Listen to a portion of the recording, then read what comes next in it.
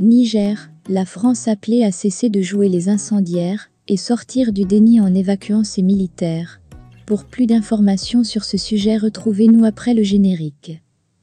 Mais avant de commencer, n'oubliez pas de vous abonner et d'activer la cloche de notification pour ne pas manquer nos prochaines vidéos. Bon visionnage.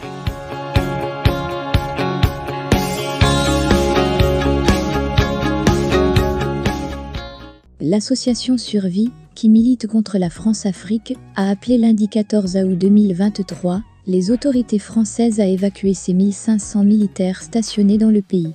Dans le cas contraire, la France deviendrait co-belligérante et graverait dans le marbre son ingérence dans cette crise. Niger, la France appelée à cesser de jouer les incendiaires et sortir du déni en évacuant ses militaires. La France a déjà fait savoir qu'elle apportait son soutien à une intervention militaire au Niger, bien que le communiqué issu du sommet extraordinaire de la CEDEAO du 10 août donne encore une chance aux négociations, a relevé Survie, une association française qui a fait connaître la France-Afrique et qui milite pour l'assainissement des relations franco-africaines. Le soutien français dans cette intervention militaire pourrait être très concret, puisque le contingent français positionné au Niger est en position stratégique de contrôler très rapidement l'aéroport de Niamey, un atout non négligeable pour une importante intervention au sol, a estimé cette association. Le maintien de ces soldats au Niger risque donc de placer la France dans une position de co-belligérante directe.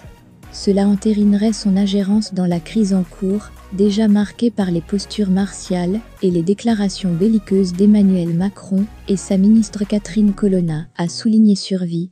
Selon cette association, l'intransigeance affichée par Paris depuis le début du coup d'État, le 26 juillet dernier, même si elle flatte l'ego impérialiste des Français, fait le jeu des nouvelles autorités nigériennes.